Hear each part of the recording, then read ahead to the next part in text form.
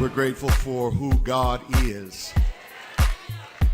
That list of names given, holy and mighty and all of that, that's just the beginning of things. When Jesus was jousting with the Pharisees, Jesus made it clear to them that when you start talking about me, you're talking about something that surpasses Abraham.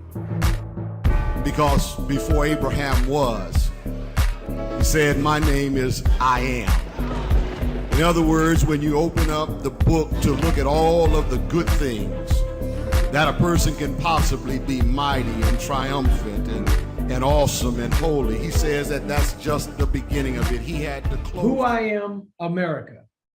I am Dr. SHON NEYLAND from New Orleans, Louisiana. I was born in 1964.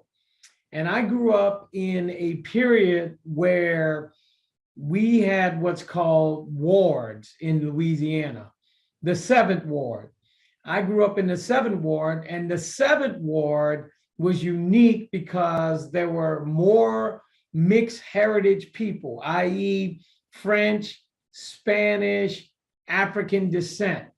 And because it was such a eclectic environment, we had a unique look about us.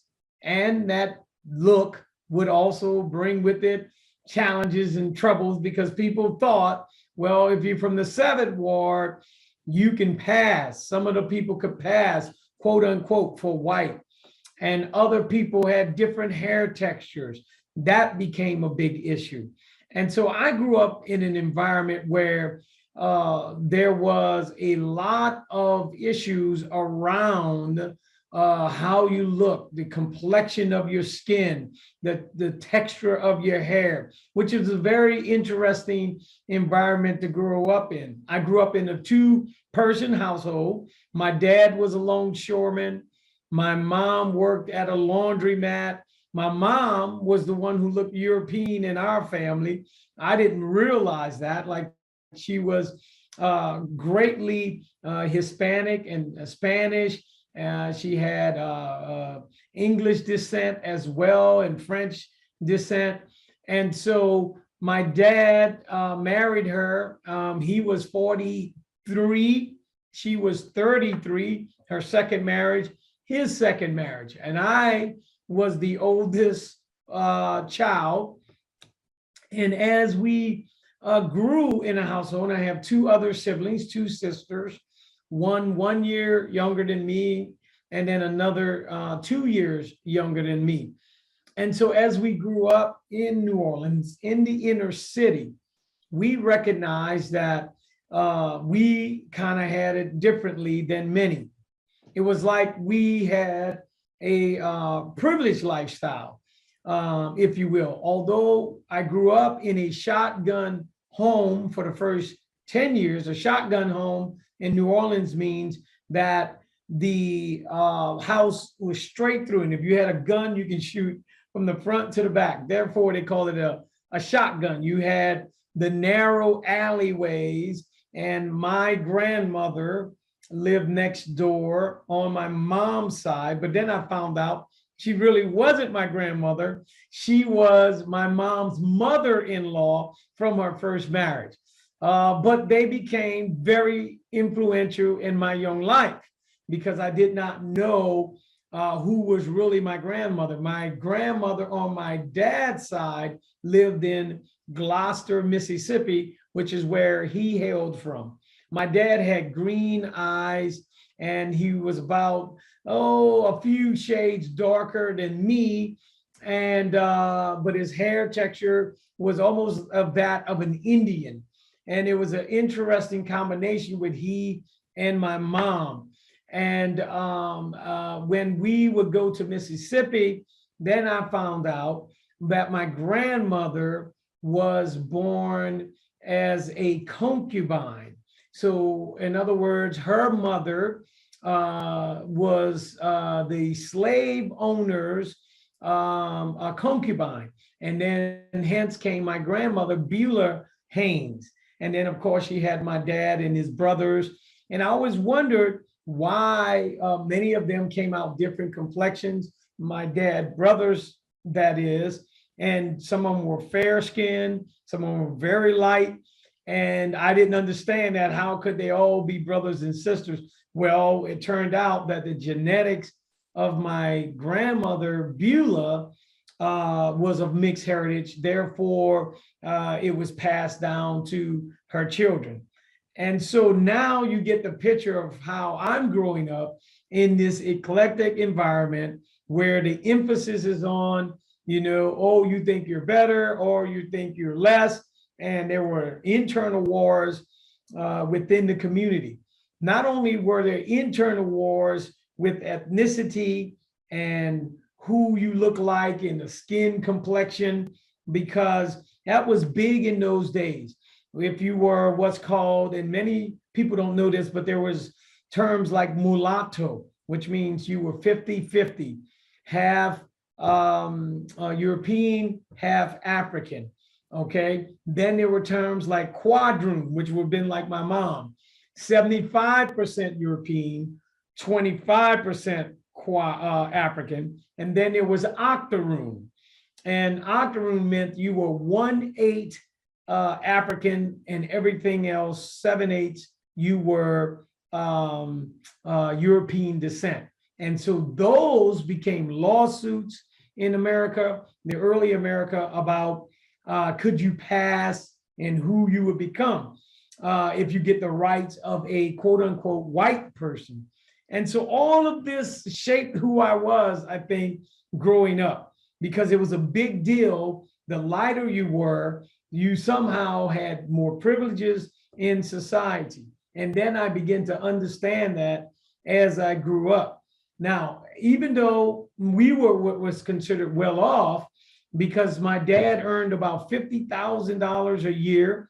My mom, in those days, in the 70s, that was big money. My mom earned another up to $20,000. So you're talking a household with $70,000. I was driving my first car when I was 15. My dad said, you have to work. I had a work ethic. He was a workaholic. He passed that on to me. And so I worked growing up. I had to pay for my insurance and he paid the car note. I remember this was about $150 for the car note and about $150 for the insurance. And so he helped me buy that first car, a Ford Granada. And my friends, they thought we were well off, because here I am at 15 years old driving my own car to school. But that did not mean there were no opportunities for drugs in my neighborhood. My cousins, my family became very much inundated in drugs. In fact, they were drug sellers for the neighborhood. Alcohol was prevalent. I lived up to 10 years old, 3 doors down from a barroom. On every corner in New Orleans, I say that, or in the inner city, almost, it felt like, it wasn't every corner, but it was very close to being on many corners. There was what was called a barroom. That barroom, everything would go on: drugs, illicit sex, prostitution, shootings. So I grew up seeing shootings. I saw killings. I saw the police coming through, people running down the alleyways. I grew up in a crime ridden neighborhood. Now, New Orleans, as you know, is in the top 5 today for killings and murder. Baton Rouge. It wasn't like that in those days, but crime was high, murder was high, and murder against ourselves, people who look like us, killing ourselves. So somehow in my upbringing, I got this crazy idea that family is important, from my grandmother and my grandfather who lived next door. And they said, you're going to be different. And then I had what I call a triad, my mom and dad, who had me do the spiritual, where I would be able to get my spiritual foundation. And then I had my aunt and uncle, Marguerite and Edgar, who taught me the practical recreation side of life. So my dad never came to any of my games. My dad didn't do that, but he brought me to church. He taught me work ethic. My grandfather is the one who said, "You're not like everyone else. You're going to be different." And I never knew what that meant until I went to college, and I went to University of New Orleans, and I was on scholastic probation. I mean, I was excelling in high school. I graduated in the top 15. I was think number 13. I was in all AP honors courses. And then finally, when I went to college for engineering, I was on scholastic probation, and a recruiter had come to high school. And I remembered that, and I need to make a change in my life. And I went to the Air Force in July of 1984 after graduating high school in May of 1982. And the rest, they say, is the history. And that was the things that would shape my life for the future. And my story has become an amazing journey. Yes. And so as I entered the military, I was able to change my life. One thing when I was growing up is that when my grandfather, who I found out was actually not my physical grandfather or biological, but he was my grandfather because he's the only grandfather I knew. I neglected to mention that my mom's dad and mom were both deceased by the time I was born. In fact, my grandmother, on my maternal grandmother, died the year I was born in 1964, and my grandfather had died 2 years before that. And he was Guatemalan, some say Cuban. We don't know what he was. He was a mixed heritage once again. And my grandmother on my mom's side, we do know she was Irma Millier. So she was of French descent, and she looked basically French. So again, mixed heritage. And so, but when I was in the military, I never had gotten into drugs. I had never gotten into alcohol. I had never smoked. I know it was amazing growing up in that environment with barrooms and crime and drugs and violence. Somehow I was spared. My cousins were in and out of the prison. Even my sister was affected at one point in her life by the ravaging of drugs. But I chose never to go that route. Somehow God had his hand around me, I believe, and protected me for my destiny. So I went in as an enlisted man, 1984. As I said, I used my ASVAB, that's the test you take to enter, from high school, because I was in all honors courses. I was doing pretty well in high school, like I said. And so my scores were high enough 2 years later to get me in. And I went to England, my first assignment. And this is where the world opened up for me. So I started off enlisted. I was in transportation. My job was to ship items around the world for military importance, almost as if you see UPS and FedEx today. That was my job. But while I was doing that, I went to college, and I continued my college from scholastic probation. I came into the Air Force with 27 hours. And so I continued and worked on it, and I acquired my associates in logistics management. And then I went on to get my bachelor's in industrial technology and engineering from Southern Illinois University. So within quick 5 years of being in the military, I excelled in the military and excelled academically. At the same time, I found my destiny in becoming a minister of the gospel. Although I was unlicensed and all of that, didn't have the education at the moment, in ministry, I had the calling. And so then I began to see how all of this was coming together in my life. and I became an officer. I applied and was accepted in 1991. And so after 6 years and a little more, after being in the military, 1990 rather, I had completed officer training school by February of 91. And so now I am moving forward. I am a lieutenant from the inner city. And the thing about being a lieutenant in the Air Force is, and many people don't realize this, in the early 90s and 90, 91, there were not many African Americans who were officers.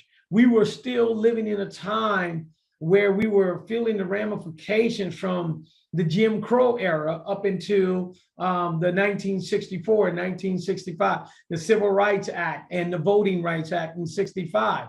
And so things had not changed, but the military, as always, was further ahead than society.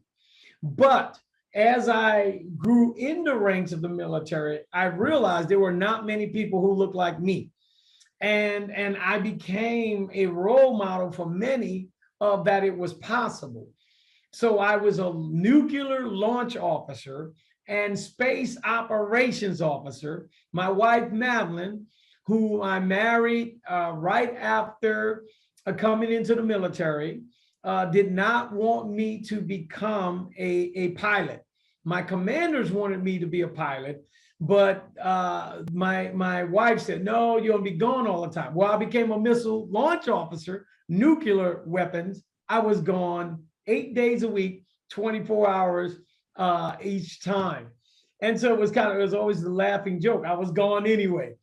And so I went up the ranks, and my career excelled. As an airman, I was up for Outstanding Airman of the Year when I first came in, the 12 Outstanding Airmen. I was the John Levitot Leadership Award winner. So all of these things, John Levitot was a hero in Vietnam, and all of these things just lined up. My career exploded and excelled. And so as my career was trajectorying up, my influence started expanding. And so all of those teachings from my grandfather, from my parents on the spiritual side, my grandfather on the confidence side, believe in yourself. And then my aunt with the nurturing, the recreational side. So it was like this perfect triangle in my life where I was well balanced, and I began to move up, as I said, in all dimensions of my life. We had a family. We had 3 kids, 2 girls and a boy. Today, one is a nurse, one is a dental hygienist, and my son is a hospital administrator. So proud of them as young adults contributing. But then something happened as I continued to move up the ranks. I had the sense of the calling to the ministry.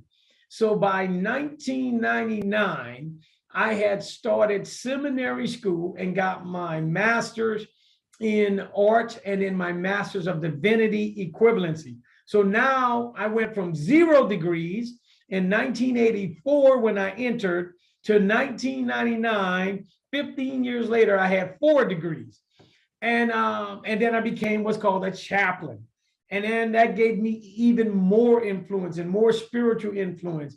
And then I started seeing my destiny of what I was to do to help people to be successful. And that's where I changed my trajectory from this technical engineer guy, space operations, to my sole focus was helping people to develop and grow.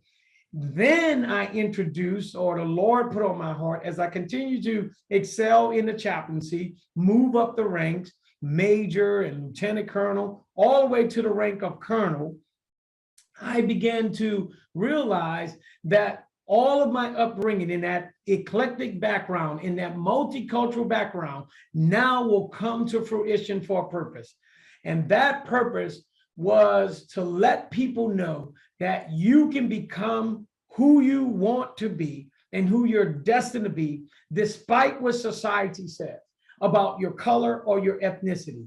It's about your character, as Dr. King would often espouse. It's about who we desire to be. And so I began to shift my message about who you are versus about the color of you are. And then I started realizing that this antiquated a separation that we do of white and black is made up. And then I start looking at the connotations of the word. If you're white, and then if you're black, white means pure and holy and righteous. Black means evil, void of color. And then you can look at society, blackmail, black ship, black day, blacklist. If you think of white, you think of the white lie, a doctor's white lab coat. And so I said, we have to move from that in America and become Americans.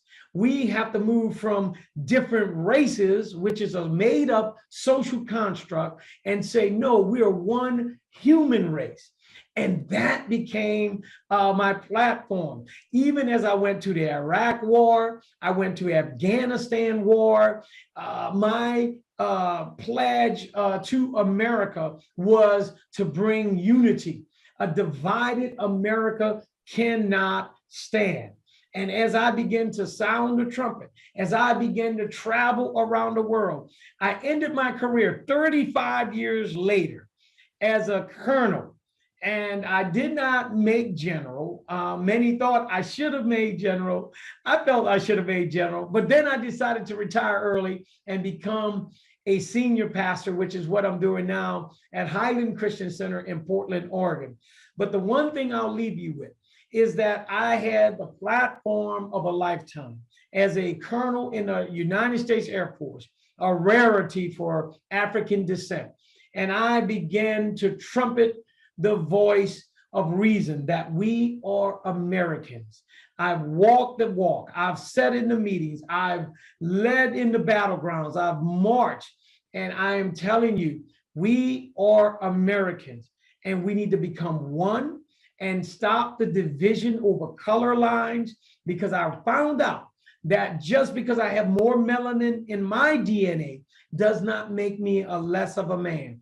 You can become whatever you are destined to become with your effort and with your faith and with your hope. And of course, I leave you with this, that God was instrumental in my career, in this 35-year career that saw me win hundreds of awards and recognized at the highest levels in the Air Force.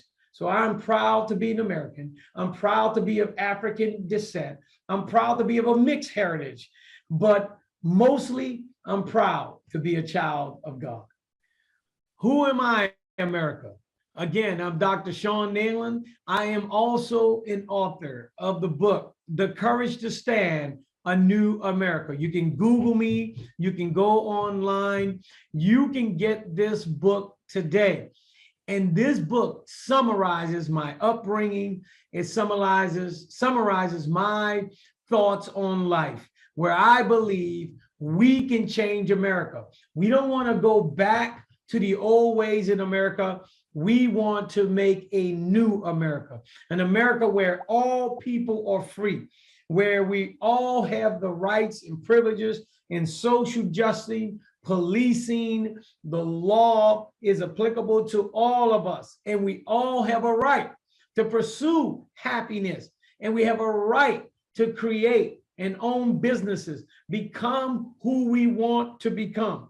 I am not surprised at the greatness that is happening in America, especially for those of African descent, because all we needed was the opportunity. And as we celebrate Black History Month or African American History Month, I want you to remember that the greatness is inside of you. Don't ever let anyone tell you, based on the complexion of your skin, the darkness or the melanin in our DNA. Every human has melanin. Don't ever let anyone tell you you cannot become. It is not about hair texture, complexion. It's about our character and who we are. Determine in yourself that you are ready to make a difference in someone's life. And if you want to know more about me, get my book. Again, that's The Courage to Stand, A New America, with Dr. SHON NEYLAND. And I am ready for America to change. The killing, the violence, if we have self-esteem, if we believe in who we are, we can stop the self-annihilation, the drug use, the criminality, the absentee from fatherhood. I address all of this in the book. I address the color designation and why I believe we no longer should identify white and black. We should be called humans. We are Americans. We are people of different ethnicities and cultures, and we can respect one another. And so I believe that you and I together can make a difference and create a new and better America. God bless you, and I'll see you next time. With all the stuff that's going on, we have to remember that Isaiah 54:17 tells us, no weapon that is formed against thee shall prosper, and every tongue that shall rise against thee in judgment thou shalt condemn. This is the heritage of the servants of the Lord, and their righteousness is of me, saith the Lord. Even though we've got COVID going round, we ain't gonna let it break us down. Ain't gonna let. We gotta trust in God to see us through. There's nothing too hard for him to do. No, no, no, no. Put more on you than you can bear. No, no, no, no, no, no, no. And no weapon shall prosper. No weapon. He'll put more on you than you can bear. Than you can bear. And no weapon shall prosper. People are dying, politicians turning their heads. Ain't that a shame? Who has the answer? Is it blue or is it red? The answer is Jesus. He's got it all in his hand. All in his Put hand. your trust in him and you'll be able to stand. No, no, no, no, no, no, Than you can bear. No more on you than you can bear. No, And no, no, weapon no, shall no, no, prosper. no. No weapon. No weapon. On you than you can bear. Then you can bear. And no weapon shall prosper. It doesn't matter what you're going through. Just give it to Jesus. He knows what to do. Know that Jesus, he's covering you with his blood, with his blood.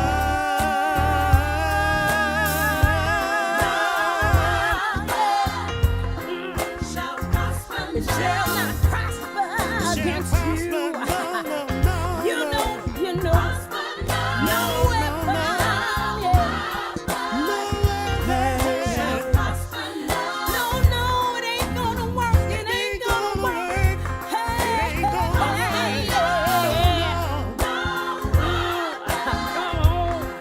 no weapon. It doesn't matter. Formed It doesn't against matter what me. you're going On through. you shall prosper now. No, no, no. It won't work. It won't No, work. no.